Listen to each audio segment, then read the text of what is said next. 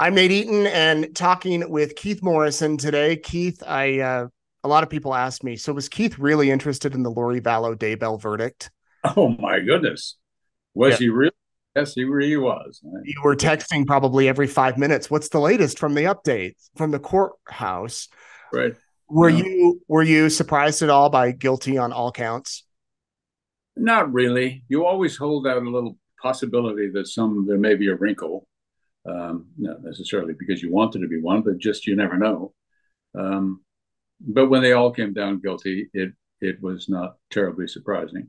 You could almost because what I listened for the zeitgeist around, and you could almost hear a sigh of relief. People seemed to be very glad about those verdicts. Yeah. Yeah, it was a sigh. I mean, I was surprised how emotional it was for so many people. I think because there was some worry that she might, get off on some or the others. Mm. Plus, it's taken so long. I mean, we're at nearly 4 years of this case. What do you think was some of the most compelling things you saw at the trial? Well, because you couldn't see the trial. Or heard about? Yeah, I should say. Which Yeah. is awkward, and that's why I was relying on your eyes and ears to tell me what it was like in there. Some of the material was pretty extraordinary. Um, the the friend we hadn't talked to before, what was her name again? Uh, Audrey uh, Maritaria.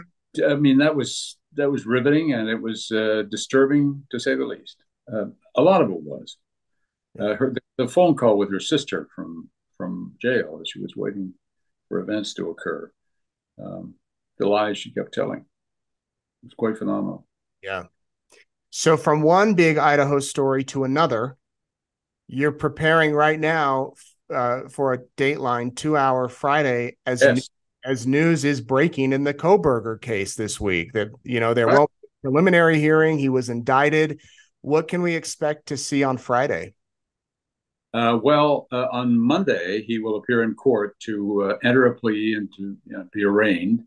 Um, and, if he chooses not to enter a plea, they'll enter a not guilty plea for him, although I'm sure that he will plead not guilty. Um, and what we'll see then probably is the actual indictment, which has so far been redacted completely to the point where all we see is the charges against him. They're withholding that.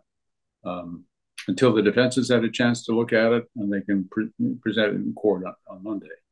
And at that time, we'll know a little more. Although experts who have been through this sort of process a time or two have warned that there probably won't be that much more information in the indictment than there already has been in the probable cause statement. Yeah, we saw that with Lori Vallow and Chad Daybell when they were indicted. It wasn't a big drop of information that came later.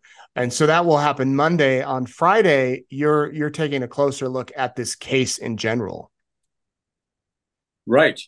On Friday, we are our program is what we know so far. We have learned some things about this case and about the background, about what was going on in Bryan Kohberger's life, what was going on in his family's life, what may have been happening as the police were finally closing in, what may have been happening in his personal life when he realized that this could happen.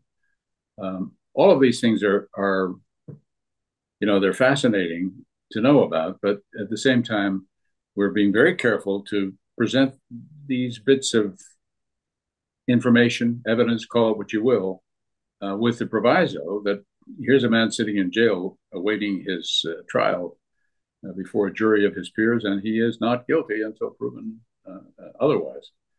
Um, but it's fascinating. I will tell you that. It is. There's a fascination. We saw it with Daybell. We're definitely seeing it with Kohberger.